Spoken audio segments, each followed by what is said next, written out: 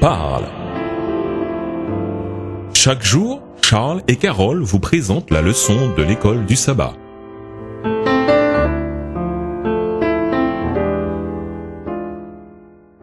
Bonjour chers auditeurs. Bonjour à tous. Aujourd'hui, jeudi 5 décembre 2013, Daniel 8 et 9. Le mot vision, chazon en hébreu, dans la question de Daniel 8, verset 13, se réfère à l'ensemble de la vision de Daniel 8, les versets 3 à 11, voire Daniel 8, les versets 1, 2, 13 et 15. Elle englobe l'époque de la Médie et de la Perse, le bélier, de la Grèce, le bouc, et de la Rome papale, la petite corne. Si la durée de la vision est de 2300 soirs et matins, il faut comprendre qu'elle couvre la période allant de la Médie et de la Perse jusqu'à la fin des temps. Le texte souligne de façon emphatique que la vision est pour le temps de la fin, Daniel 8, versets 17 et 19, et se rapporte à des jours lointains, Daniel 8, verset 26. Étant donné sa durée 2300 soirs, l'ITO ne couvre pas, et de loin, la période concernée par la vision. C'est pourquoi il faut l'interpréter à l'aide du principe un jour égale un an, soit 2300 ans, comme indiqué dans Ézéchiel 4, les versets 5 et 6, et Nombre 14, verset 34. Reste à savoir quand faire débuter les 2300 ans. Des biblistes, à la fois juifs et chrétiens, estiment qu'il existe un lien essentiel entre Daniel 8, le verset 14, et Daniel 9, les versets 24 à 27.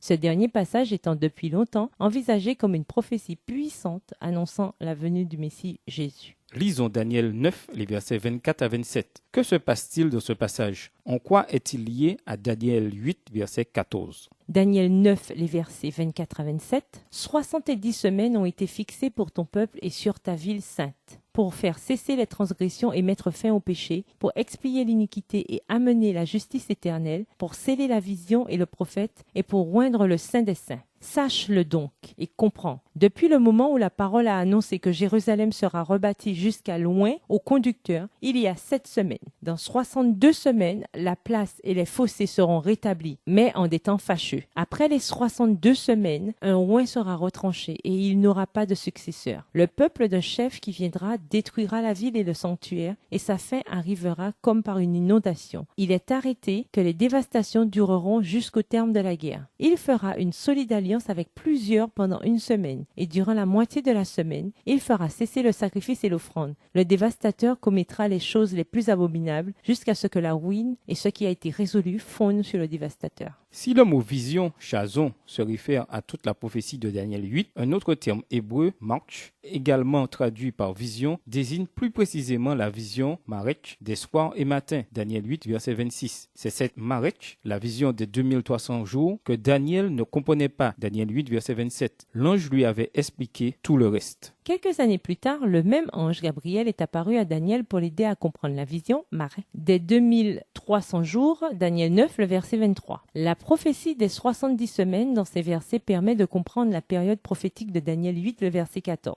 C'est le verbe fixé au début de Daniel 9, le verset 24, mieux traduit par retranché, qui suggère notamment que les 70 semaines font partie des 2300 jours. Ainsi, la prophétie des 70 semaines est retranchée de la prophétie plus longue des 2300 jours de Daniel 8, le verset 14, ce qui donne le point de départ de la période prophétique décrite dans Daniel 8, le verset 14. Et nous vous laissons avec cette question de réflexion. Comment approfondir vos relations avec vos amis et votre famille de manière à pouvoir être vous-même à 100% avec eux? Au revoir et à demain si Dieu veut. Au revoir, chers auditeurs.